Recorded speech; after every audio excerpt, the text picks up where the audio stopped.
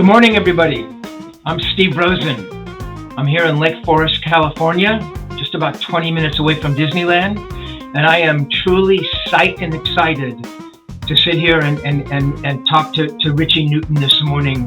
Ritchie is sort of an icon in rock music, really.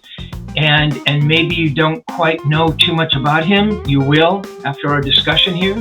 Ritchie has been in music for a long time. He's done his own podcast. He's written books. He's a marvelous singer. And we're going to talk to him today about his newest project and some of the music he made back in the day. So without further ado, Ritchie Newton, where are you? I'm right here. I'm honored, my friend. Ritchie Newton, wie geht's, buddy? How are you? So you speak German? This would be a surprise now. I speak those two words. Back in the day, I actually wrote for a fair number of German magazines. There's one called Fachblatt and one called Soundcheck. And so I knew wie geht's and Dankeschön, right? You know. And that's two heavyweights in the German publishing world. Very cool. Yeah, they were great. They were great magazines for sure. Yeah, absolutely. So Ritchie, I think a great place to start is with the new EP, Moments. You described it as a reworked EP. What exactly does that mean? Reworked because remastered. Because I did this project.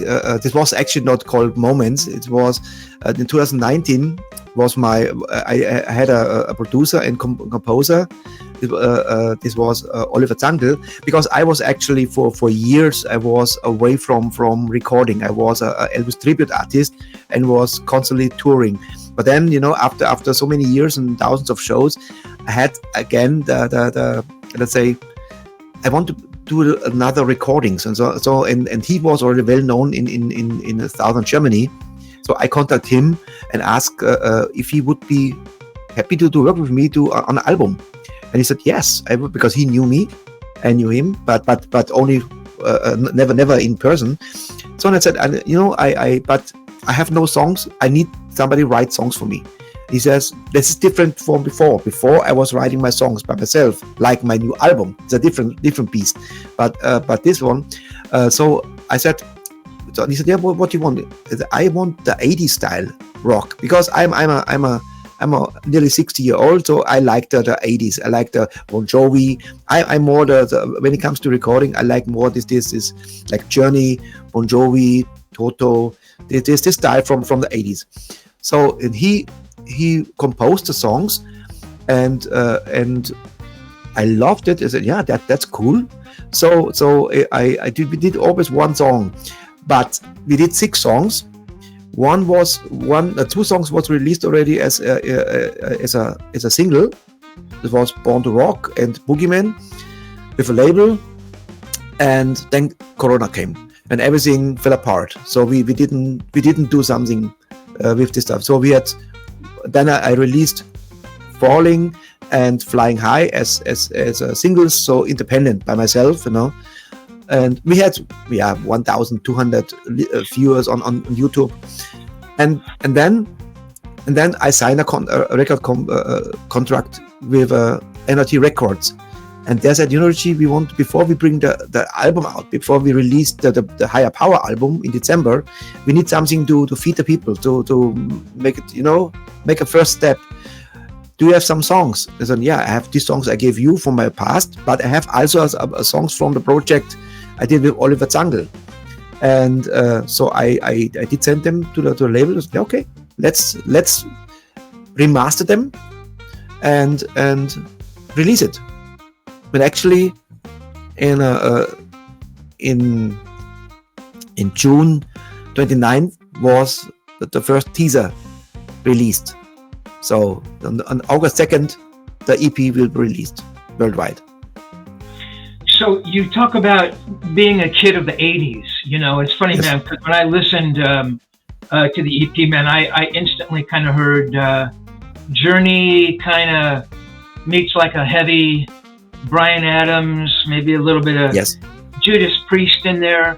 So I think what the '80s really brought to it was as you mentioned, Ritchie, was a sense of melody. There are a lot of very heavy bands out there in the world today, and I miss the melody. I mean, they might be great singers and they might be great guitar players, man, but if there's not a melody, and if the listener can't walk away, and I know this maybe sounds simple, man, but if you can't walk away and I can't remember that melody in my head and I can't kind of hum that to myself the next day, I don't know. To me, there's something missing there. You can be the greatest band in the world, and if your songs don't resonate with people, if they don't walk away remembering the melodies and that kind of thing, I think you've missed something. And I think that's what all of those '80s bands brought, like them or not. I mean, Journey, my God, those songs, they live today. That's why those songs are still on the radio, And you think of all those hair bands, and some of them have gotten a bad reputation, but we still sing those songs today. So you were aware that that's who you were as a singer and a musician. You were aware of melody as a vocalist. You wanted to bring that into the music. It wasn't just going to sit there in front of a microphone and kind of scream your lungs out, kind of a thing, right? I must say I have three hearts in me when it comes to music. I have my rock and roll heart, Elvis Presley as the number one, and then of course Jerry Lewis and Fats Domino and Chuck Berry and all the great rock and rollers. I have my melodic heart in me. That is like Journey, Bryan Adams. That's very Richard Marx, Bon Jovi. Very, very important for me from the '80s. The Bon Jovi, I love this, the melody. And then I have my heavy metal heart in me. And this is in the '80s. I started 1983 with my first heavy metal band, and I had many metal bands, and I did also recordings. So, but I think my number one heart in me. That's why my new recordings now with Higher Power. This is not the EP, the Higher Power, which I produced in July. It's very much this style. But this is my I feel very comfortable with my voice, because I'm not the world best singer, but I think I'm a decent singer. But I have the range, like I have the middle range, and then I because of the training for thousands of concerts I did with my Elvis show, my voice reached another level to show I have the pipes as well, So I agree. That's exactly my influence. Bryan Adams, Bon Jovi, Journey. Of course, I don't have this Steve Perry pipes. Of course, this is a different beast.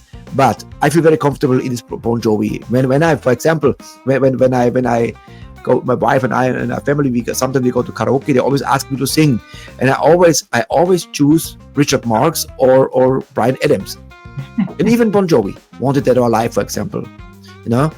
So this shows you where my heart really is. This is the melodic rock.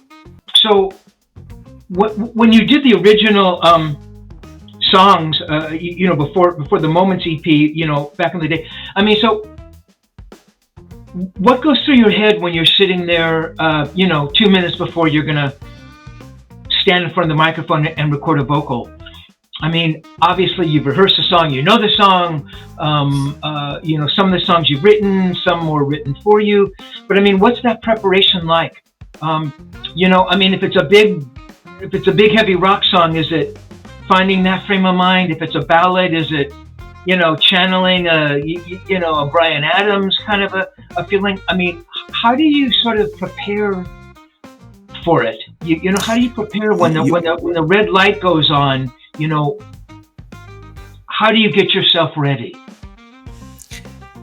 When I go back to the '80s, my first recordings was 1980 already.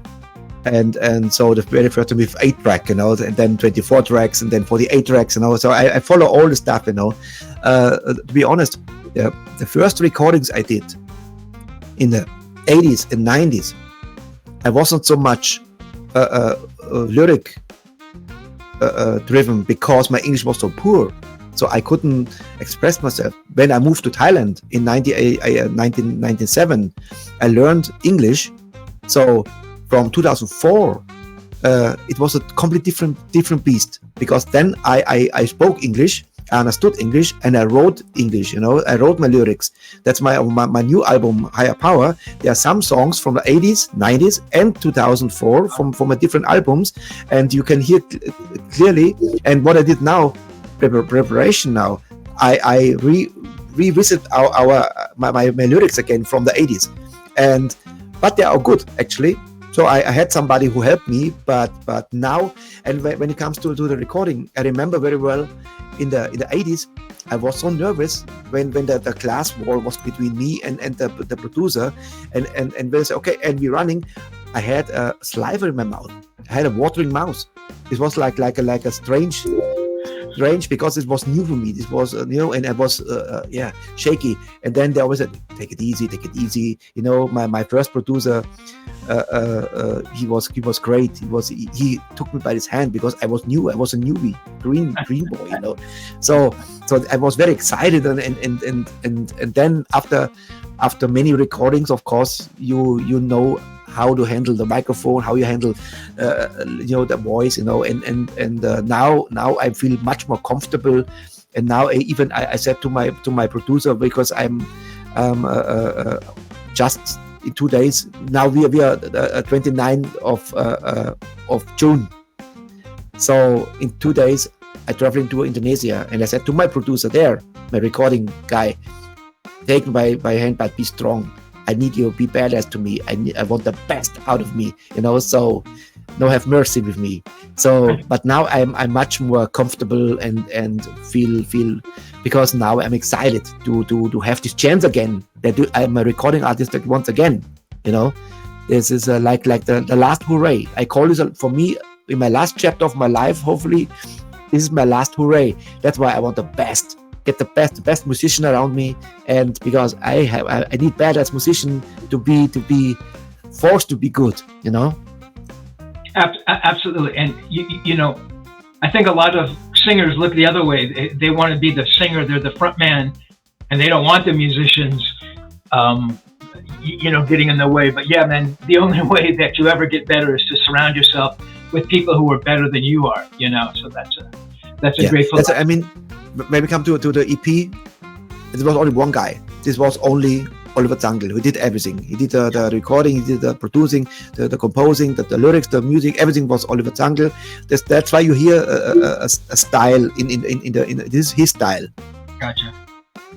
When it comes to the new album, Higher Power, it's I'm surrounded by my studio musicians in Jakarta, which I did recordings already since 2011. My guitar guy, my right-hand man, my brother, Ivan May, he's amazing, and the keyboard player, amazing guy. And then so many great guest musicians, Wow, this is like an honor to have them on board, But you're right, there is no ego anymore. I am now, when you're young, you want to be the front man, you want to be, you want the girls, and you want the attention. Now I am wise. I'm a wise guy now. I call myself wise, because I am blessed to work with professionals. I couldn't work with somebody who is only half of the if you I would say if he's only half of the game, cannot. I need everybody on board, because now it's a different story. It's the very first time I signed a record label, a deal, So they're not allowed to publish any crap, something. They will immediately shut me down, do it again. Sorry, not good. It's not. We cannot promote this, So it's a pressure because on the EP Moments, I was not the guy who I was the singer, was there, but when it comes to my own album now, which is my baby, that's all songs are written by me, music and lyrics. That's my baby. I'm the producer in the studio, so different story. That's fantastic. So Higher Power. So how do you compose, Ritchie? So how do you sit down and write a song? I mean, as a singer, you're hearing melodies in your head. You've got your lyric. You're hearing guitar parts. You're hearing keyboard. I mean, how does that come together? Maybe call it talent. I don't know. I compose always in here because I was a drummer. I never played guitar. I was actually played a little keyboard, but I never composed songs. I need always somebody. I have some funny stories in the 80s. I remember I had to go to the restroom and had a pee, and suddenly I had a riff in my head, and I ran back to the room and said, I have an idea. And then if you have the right musician to bring this to the paper or to the tape, what I have, then now I compose complete songs in my head, complete from. And the best example is now one of my favorite and one of the newest songs on the Higher Power album will be "Crying in the Summer Rain," and this song I had already 2 months in my head, and every week something else came to it. It was like I have a movie in my head. It's like I hear the song step by step. I know exactly the beginning. I know the chorus, the verse, the bridge, the solo. Solos always let open because I want the impact of my guitar players or keyboard players, But when it comes to drumming, I of course I hope they put their stuff into the song. But the best example is "Crying in the Summer Rain." I had the pleasure to have Armin Sabol. He's a well-known producer in Germany. It even had some big hits with gold and platinum albums. So he's a badass producer and musician. So he was in my studio here in the Philippines because he's married to a Filipina. So I invited him for a dinner, and then I asked him, "Would you produce one song for me? I have one song in my head." And he said, "Yeah, okay, yeah, why not?" So I brought a guitar here, acoustic guitar, and I sang it to him. He recorded everything on his phone, but I sang to him, and then he played the guitar, so the chords, and then he said, "Okay." He said, "That's how we make the hits." He said, "I love it." And then the story behind this is also a different story because I had 2 lyrics already. One lyric was actually the lyric was of a mourning husband. His wife died, and he was like crying in the summer rain. But then I have a friend. He was in jail in Indonesia, in Bali, for 10 years. Actually, he had a death sentence, and so but he paid off his he paid 80,000 euro, and then they gave him 15 years, and now he's released on bail after 10 years. And then I thought, okay, now I have a different story. I write a guy about his feelings in the jail. You're lost. You everybody left him. Except 2 friends, and the rest of hundreds of friends left him. So that's why now I'm able to write lyrics. Because I know what I'm writing. And when I got the first draft from Armin Sabol, I was blown away because he nailed it exactly what I sang to him. He brought it to the tape. I said, "Wow, that is cool." I never did this like this before. So, but this isn't for the Higher Power album, of course. Right, gotcha. So you hear the songs in your head. Yes. You're in the studio with the musicians as they're recording the tracks, and then you take the track and you put the vocals to it. So how does that work? What I do with the guys, my band in Indonesia, I did already one album, like Rock the Heaven album, 2015. I record all my ideas on phone. Then I get with the guys together. I say, okay, this is the idea. I want this tempo. I hear these drums. First of all, the chords. That's the one. I have the lyric already. The lyric is important too. So the lyric drives the song, then the music. And I know exactly. And then we are recording the old-fashioned way, which is we have first the whole rehearsal. Then the drummer goes in, records. The guitar player gives. We have a click. So I sing a vocal guide. So he knows where the song goes. So the drummer first. After the drummer, we put the bass player in, and I work with him closely. If something should be in, maybe some ideas, maybe a nice bass line. I give my ideas. Let's see how it works. Then the keyboard, guitar, solos, and then in the end, I put my vocals on it and the harmonies. So you're the producer. They're your songs. You're showing the band. You get up there and cut a vocal. Who has the last word on whether that vocal is good enough to keep? I mean, can you look actually my recording guy, his name is Eki. He's the guy who records me. He hears when I'm maybe out of tune a little bit, or maybe it's I'm not in right tempo. Maybe he has not the feeling I told him. He's great. He knows me. I did so many recordings with him. He knows me now. That's why I'm so happy. I have the old guy back. My sound mixer actually he died. That is, but I have found another one, very very professional, good one in Jakarta. He does actually the biggest bands in Jakarta in Indonesia. So he's and then of course when I hear everything, I do a rough mix, and then when it sounds for me fine, I'm the last one. But the last ones are the label.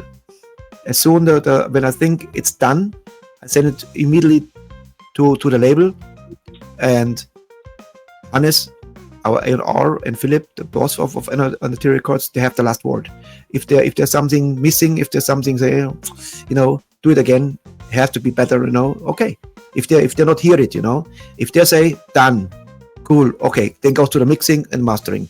So the last word has actually the label. Gotcha. So you mentioned that you recorded in Jakarta, Indonesia. What are those studios like there? I was so surprised in 2011.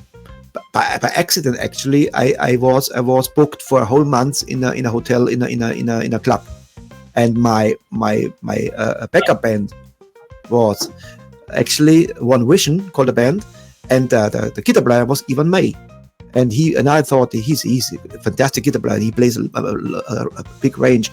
So when on the last show of the recording of the show, I said to him, "Hey, Ivan, you have recording studios here?" He says, "Yes, we have good ones." I said, "Really?" I said, "Yeah."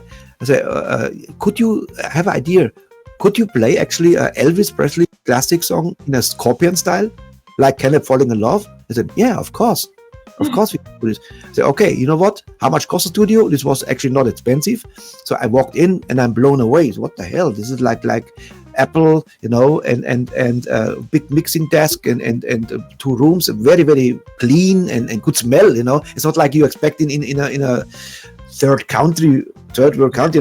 I was said, what the hell? This is like a great studio, and we did that in 6 hours. We recorded a whole song, including my vocals, and this was actually the very first time the band recorded, because all the musicians, they are live musicians.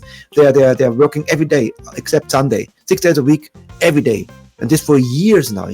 So they are very very on. They know their instruments, and so I record on daytime actually. So starting 1 p.m. the recording sessions, So I was surprised, and then this studio burned down, and I found another studio in 2015. It's the La Voice studio, and this studio is excellent. If now they're even upgraded now. My last recording was 2017, but the first one was 15, and I recorded Rock the Heaven in this studio, and perfect. It's comfortable.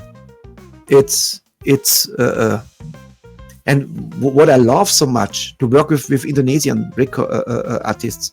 I did the recording in Thailand, for example, different beast, because they are not like Indonesians. Indonesians, they are very focused. You pay me, you're the boss, and there's no or something. They're always in time and polite, and they are Muslims, all Muslims, So it's for me different. I'm a Christian, they are Muslims, but there's no boundary. Only the breaks killing me when they have to go to pray. So, but this gives me a coffee break. Respect the religion, and this is their life. I have my life, and so there's no problem. Even I have my cross with me, like here with me. Yeah. There's no problem, So like people think the Muslims they're radical or something. No, they are great, They are musicians, and they also want the best, and very very very cool, very cool. That's why I always go back to Indonesia. This is my hub where I feel very comfortable to be creative and to do a good work. Gotcha. So Higher Power is done. The record is done. No.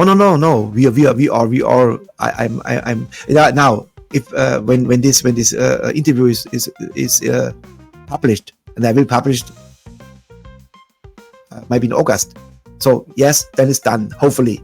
So I'm right now. I am 2 days away to fly over there and do my recordings. So you record digitally, Ritchie, kind of a Pro Tools rig or something? You're not using tape. Yes, they have Pro Tools, but 2 songs are produced in Germany. One is from Markus Pfeffer, the title track, Higher Power. I only gave him the chorus, and he composed the whole song. Oh. But I wrote the lyric, of course, and fantastic job. And I have some guests on it. For example, the drummer for Higher Power and Crying on Summer Rain is Jimmy Cartone from USA. From Philadelphia. He did already a fantastic job. I have a saxophone player on it from the band Human Zoo. It's Boris. He's fantastic. So I only look for the best ones. Gotcha. And you mentioned Marco Mendoza. Marco Mendoza is just today. He wants to be part of the project for Crying on a Summer Rain, the song. I don't know. We can make it happen because he's on tour. So we have to find maybe a studio for him when he's around. But Marco Mendoza was already twice in my Metal Forever Rockcast show. He's fantastic. He's actually one of the really highlights. It's my highlight. If he's confirmed and he does the song, I'm blessed. I am blessed because I'm a huge fan of Marco Mendoza. He's a badass, and I love him since I saw him with Whitesnake in 2004, 2006. It was the very first time I saw this DVD I have at the Hammersmith Odeon with Whitesnake, and I thought, who is this guy? He looks great. Naked upper body, his head, and like a rock god. What the hell? Who is this? And then I fell in love. Before this, I was always a fan of Rudy Sasso. He was actually my second choice, Rudy Sasso, but I had Rudy also in my show already, also a humble guy. But you never know, because I thought this would be my last album, Higher Power, and then the circle is closed. But the boss, NRT-Records said, I think I need another album from you. Say, okay, then I know what I do with the next albums. It will be because on Higher Power are many songs from the 80s, 90s. 90s, not only one song from the 90s, but 2000s. So, and the new tracks, and the next one, then if there's another one, will be complete new stuff, and then I will get more great musicians. Yeah, man, that is so cool. Richard, I wanted to talk for just a minute. You're a chef. Yes. And you used to cook for. Who's that? Fats Domino? Fats Domino, Susie Quattro, Elvin Lee, Luther Ellison,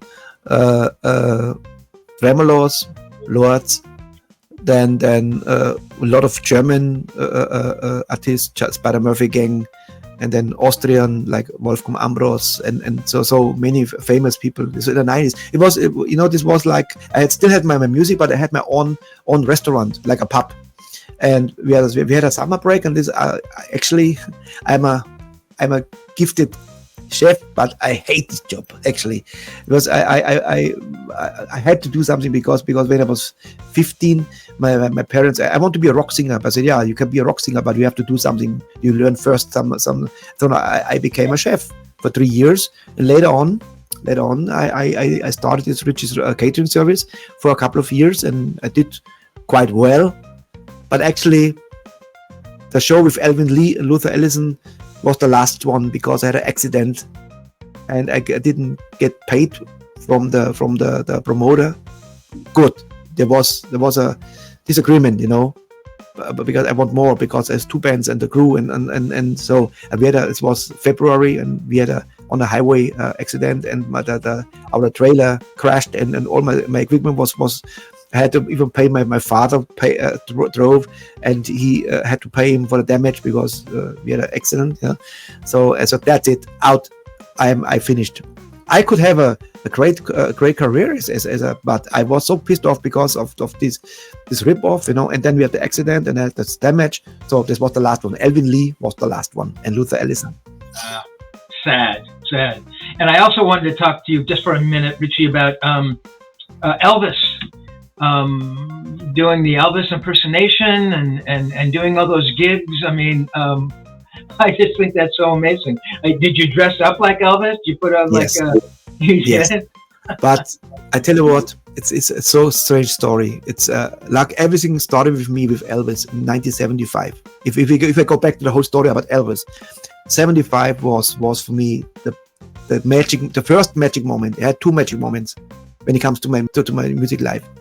First was 1975 when my mother allowed me to see, as a kid, see an Elvis movie because Elvis was her favorite singer.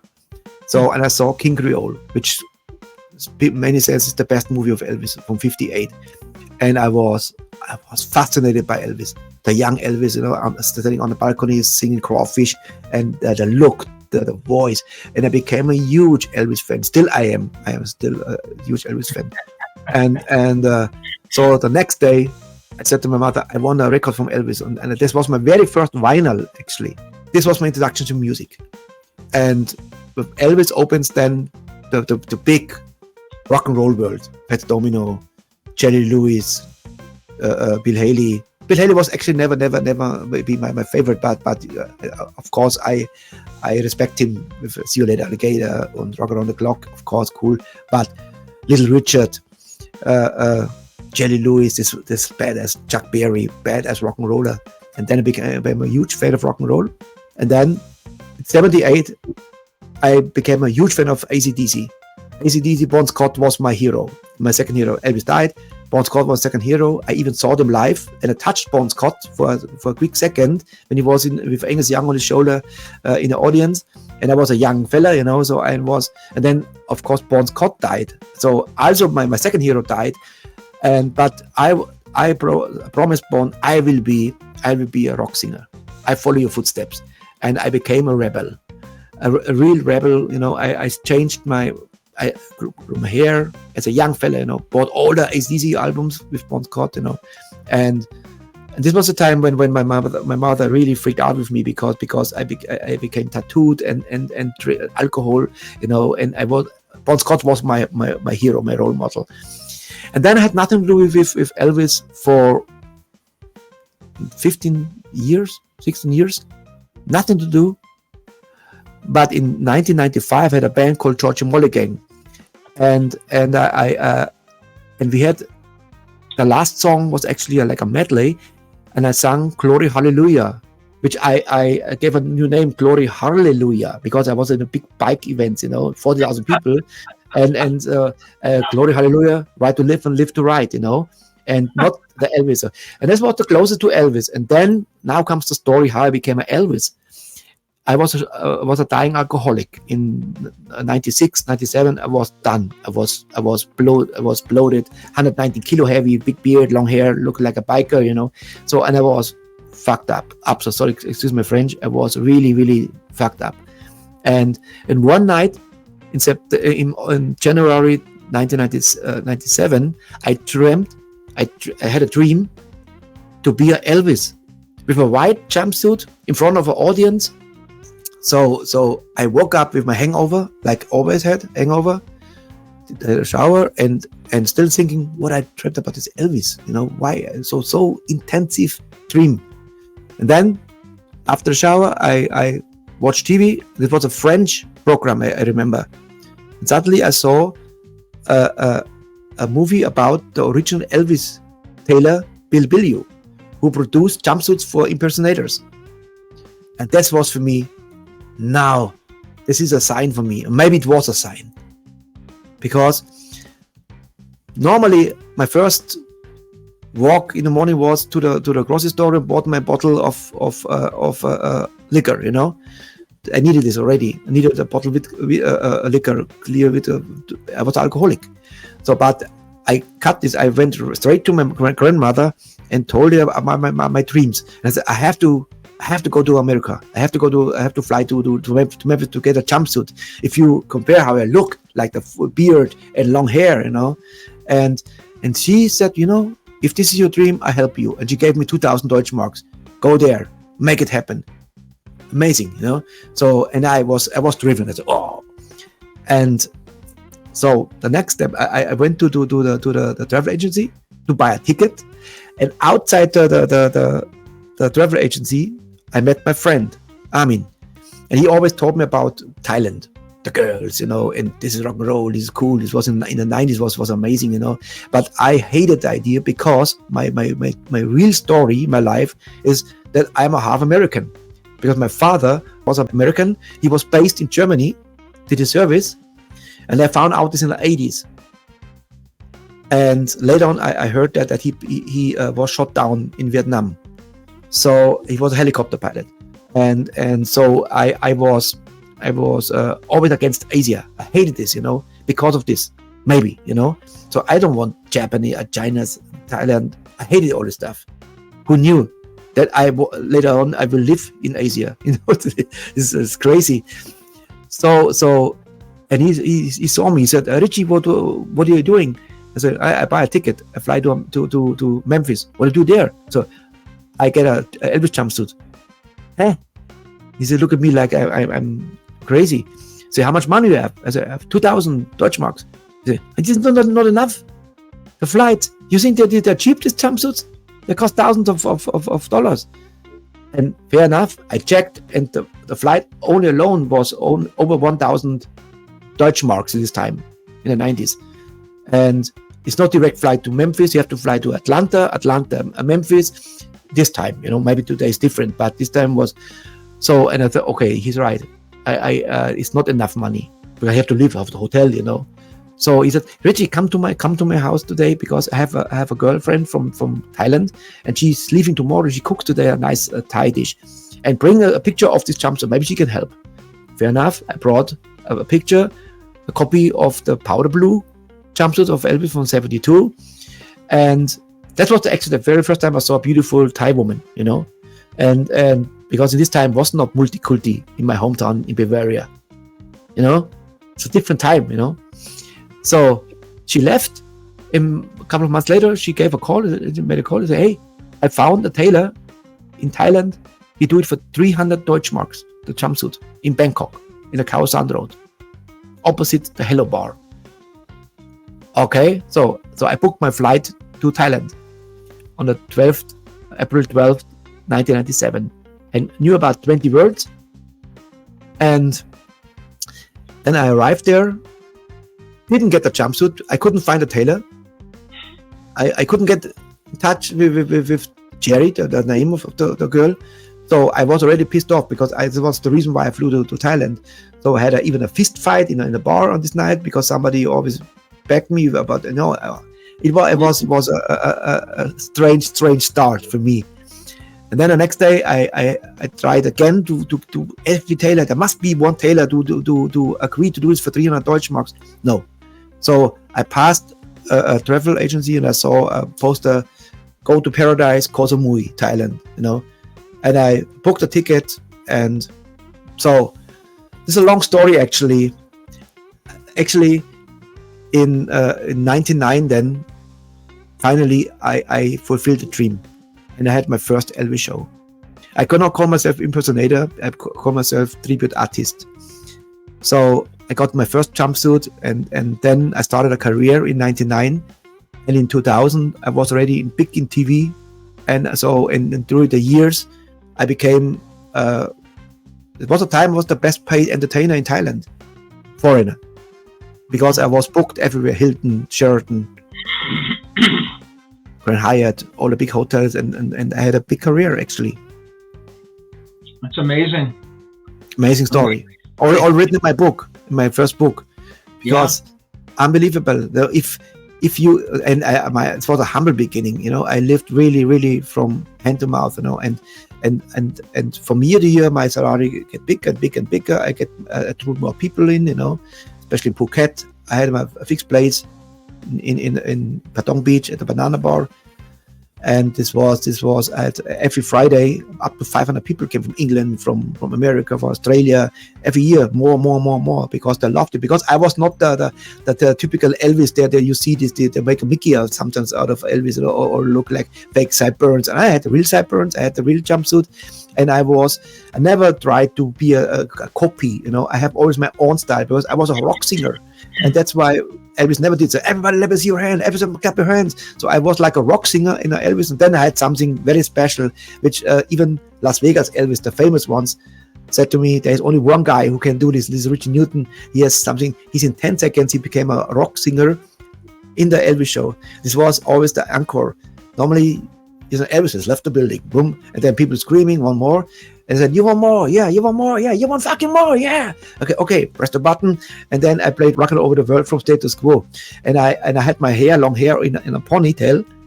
Hide it, in my bag. So I had a rubber band, bam, open there, and in 10 seconds I was a long hair rocker with an Elvis jumpsuit. And the people freaked out. They said, what? This is amazing. And then I did always, actually 2 songs was Rockin' All Over the World and Proud Mary, the Tina Turner version of in Wembley. Because the drive, and everybody was crazy. I said, yeah, that is cool, This is something they never saw before. You see a Elvis, and that's why. And actually, there are, of course, fantastic Elvis tribute artists in Las Vegas and everywhere. Of course, they're with all of the operations.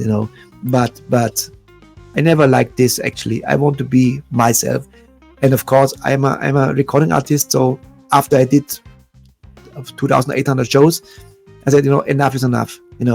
I need something.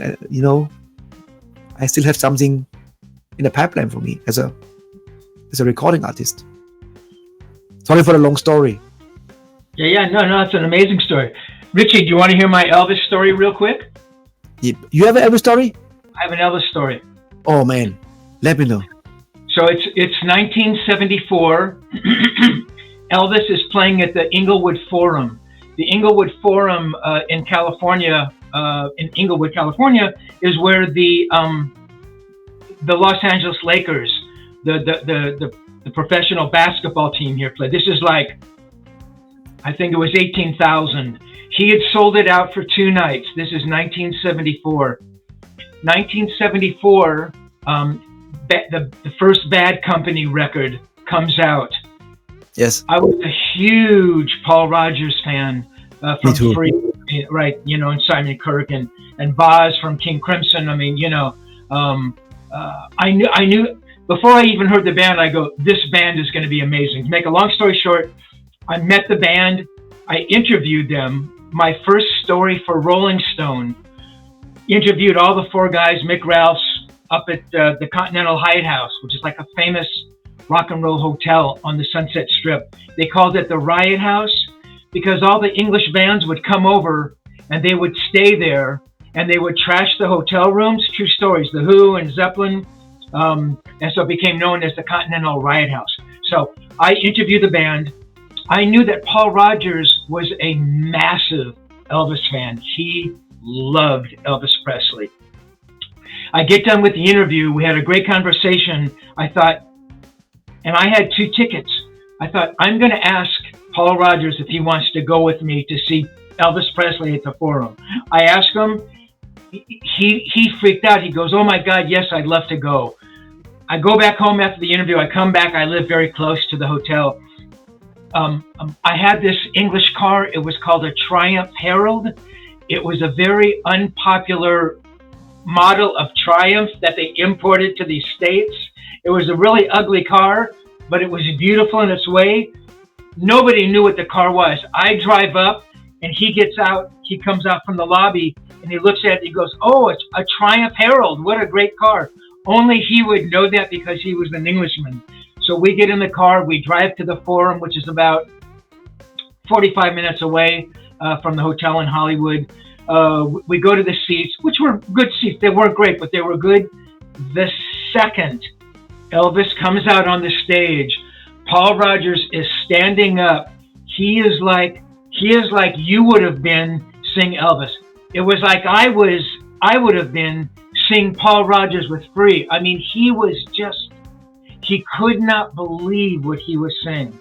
It was so amazing. I'm sitting there next to Paul Rodgers and he's jumping up and down. After the show, we go down to the side of the stage. I didn't have backstage passes, but I figure I'm with Paul Rodgers. I'll be able to get us in. It turns out that Zeppelin's manager was there Jimmy Page was there and Robert Plant. They were also huge Elvis fans. Peter Grant comes to the side of the stage, sees Paul Rogers. Bad Company had just signed to Swan Song, Zeppelin's label. So Yes. Peter Grant comes to the side of the stage, sees Paul standing there with me. I didn't care if I got back, but I thought, my God, they're going to let Paul Rogers go back and say hello to Elvis. Peter Grant wouldn't let Paul Rogers come backstage. He goes, no, the boys are back there with Elvis, meaning Robert Plant and Jimmy Page were back there hanging out with Elvis, and Paul Rogers wasn't invited. They did not let Paul Rogers go backstage to say hello to Elvis. So anyway, we leave. We get back in the car. I apologize to him. He goes, no, my God, that was the greatest thing I ever saw. Don't worry about it. So that was my Elvis. But karma got him, Peter Grant, because he tried to get Elvis to England, and Colonel Parker said no. Yeah, so, but you want to hear my Elvis story? Yeah. What you think was 2006? There was an Elvis in concert in Bangkok. This was Elvis on big screen with the original band, James Burton, Jerry Sheff, Ronnie Tutt, and I had to get tickets for this, and I was very close to the stage, and Elvis on big screen, sang mostly from a Y show in the band, and I of course I knew everything about the band, because the TCP band is like legends, with the King, and I was watching them and said, oh my God, it must be amazing, to what they had, in Las Vegas, on tour, man. And then show was over, and Jerry Sheff, the bass player, was still there and shaking hands, and James Burton shaking hands. And Glenn Hardin, the keyboard player, also a piano player, was also there, of course. So I rushed to the stage and I shook hands with Jerry Sheff. So this was the closest what I could get. Then the show is over. Me and my friend, it was Ollie, we left the other exit, not the main exit. The other one was behind the arena, Impact Arena in Bangkok, like 10,000 people inside, So we walked around. So now we have to find a bus or a taxi to go downtown, and there was a red bus standing there, And I thought, oh, this is the bus. Look, maybe we can use the bus. And when we come closer, we saw Jerry Sheff sitting. It was the band bus, actually. Jerry Sheff was sitting there. There was nobody around, only me and my friend, because everybody left the other exit. So I came closer, and when we arrived at the bus, James Burton came out. And I said, oh my God, this is James Burton. I can't believe it. And I walked there and I said, hey, James, great show. He said, thank you. Can I have a picture? Of course. But my favorite was Ronnie Tutt, the drummer. So I had my first picture ready. Martha Smith passed me, so I had no chance to get a picture with her, But then comes Glenn Hardin, and I had a picture with him, and then I said, oh, where's Ronnie Tutt? If I have a picture with Ronnie Tutt, it would be so cool. And then Ronnie Tutt came out. I said, hey, Ronnie, great show. I'm a big fan. I said, thank you very much. Can I have a picture? Sure. Arm in arm with Ronnie Tutt. So, man, and then Ed Enough from the Stems Quartet. Also, I took a picture with him.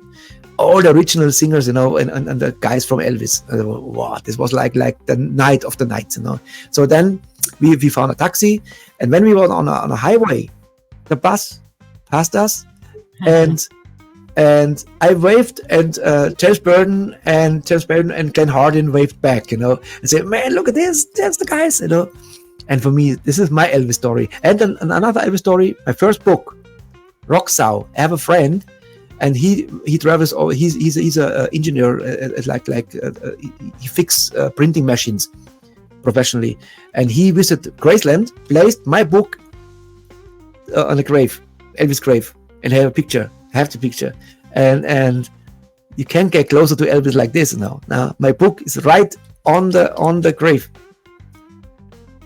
Yeah. Very cool. Great story. Yeah. I know about getting a book to famous people. That's been part of what I've done with my book, Tone Chaser, and getting into the hands of Rudy Sarzo. Just took a picture with it, and Steve I know. Lukather, and all That's these why I guys. said before, it's an honor to be interviewed by you. It's my very first English interview ever. You said 20 minutes should be enough. We are now with 50 minutes because we have a lot of stories to tell. And I'm happy to announce this in this interview. We have a new project starting in September 2024, metalheadsworld.com. And we have also under the rubric interviews, I have the honor to have the first interview is Led Zeppelin, the story, translated in German. So Steve Rosen is also hopefully more interviews. Big honor for me, of course, and I can't wait to get your book. Hopefully soon I can buy it somewhere, because here in Asia I don't know how I get it, but I have to read this because I love alone this Led Zeppelin story. This will be two stories, because there is even a cool story before the interview and on the plane. You know, when Paul, the bass player, said, "I kill you, Rosen." You know, I love this. You know, this is, you know, you have so many. That's what I really love on you. You have so many icons, you know, like Brian May. I saw Brian May, Eddie Van Halen, Alex Van Halen. Then what I saw, Ozzy, Iron Maiden, Judas Priest, Mick Mars, and there's, I don't know how many you did. You count how many icons you already interviewed? Do you know? I've never done a specific count. I'd say about. I mean, it could be 2,000 different musicians I've met. You know, and and just real quickly with Tone Chaser, I just released an audiobook. Wow. But it's a very special audiobook. So I'm narrating it. You know, I narrate the main parts of the book, but all of the parts where there are interviews with Edward and me, I am not reading those parts. That audio is the actual audio from my interviews that I did with Edward decades ago.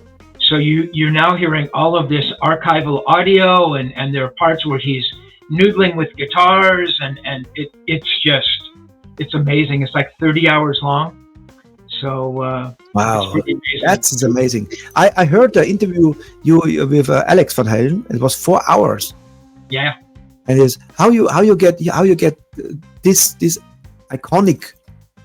I mean, Van Halen is you have a great story. I want to a little spoiler, because you now we do this now. I do the interview.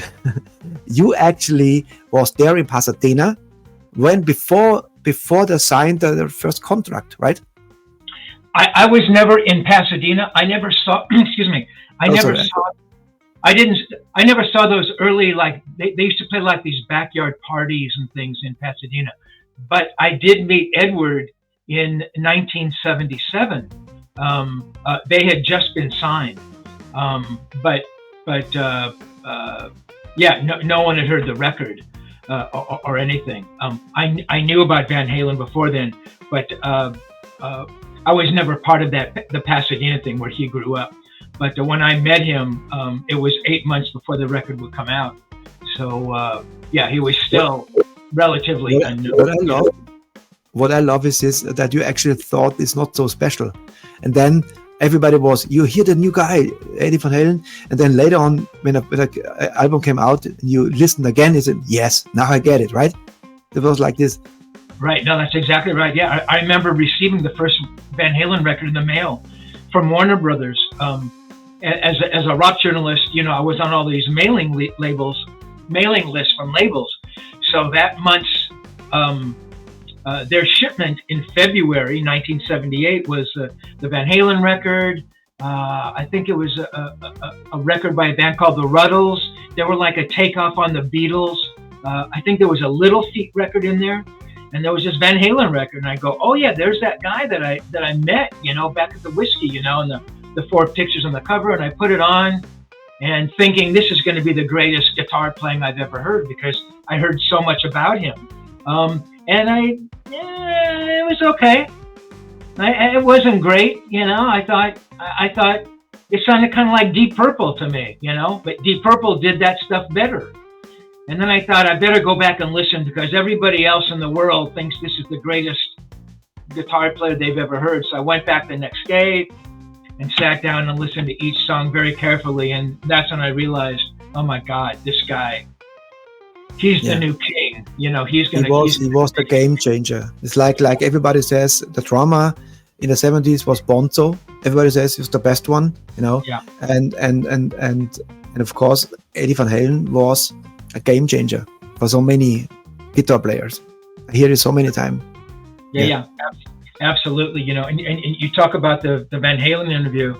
That's when I sat down with Alex real quick here. In 85, I was going to write Edward's authorized biography. We signed a couple little simple contracts. So I started working on that. And I reached out to Alex because obviously I had to interview Alex for this book. And so we sat down, I think it was over the course of 2 days.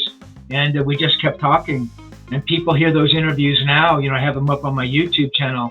And they think it's amazing, which it is. You know, to get Alex Van Halen to sit down for 4 hours, no other writer has ever done that. But anyway, Ritchie, it's been a delight speaking with you. So you have a tour planned for 2025, correct? Yes. We are working right now. Actually, we have now the first we have to work on the album. The album has to be done, and then we have already some big announcements in August, September. The talks are starting now, and I found my backup bands for Europe, even maybe for USA, but everything has to be clear before we announce it, you know. But we are working on because the Higher Power is the right title for this album, because I retired already in 2020. I thought, that's it, I'm done. I never be a stage again, and now I'm training hard because I have rheumatism. So I have now my 30 days already. Every day I train and hard and bicycle and get in shape now, because in 2025 I want to be on top of the world again. My last hooray, and this will be with a great bands and a great album in my package. But first we have to launch now the EP Moments, and then the next step. Gotcha. Well, that's an excellent place to end it, Ritchie. And be careful what you wish for, Ritchie. So Moments is going to come out, and then Higher Power is going to come out, and then you're going to tour, and you're going to think, okay, 2025, that's it, and then 2026. So you be careful what you wish. I know my label, but I know people I want to visit. When I'm in USA, I know I want to visit you. I want to see you in person. Well, that would be fantastic. It's for me a pleasure and honor to have you as my interview partner, but be interviewed. Thank you so much for all. Sorry for my long stories, but you know, I had much more to say. Actually, I have much more. I wrote 4 books, you know, about my crazy life. But at the end, we're nearly 60 and still kicking. That is important, you know, and make some magic, honest music. That's for me important. Not AI music. No, honestly, and like we did in the old days. And this once again, I'm delighted to do this, and I'm delighted to have interviews like this. Thank you so much. A real pleasure, an honor. Thank you, Ritchie, and thanks to everybody out there who's watching this. And I just want you all to know that I retired. I haven't done an interview with anybody for about 5 years, and because I believe Ritchie Newton was special enough, I wanted to do this and be a part of this. So when you go out there and become a huge rock star, don't forget us little guys. All right? Thank you. Okay, Ritchie. See ya.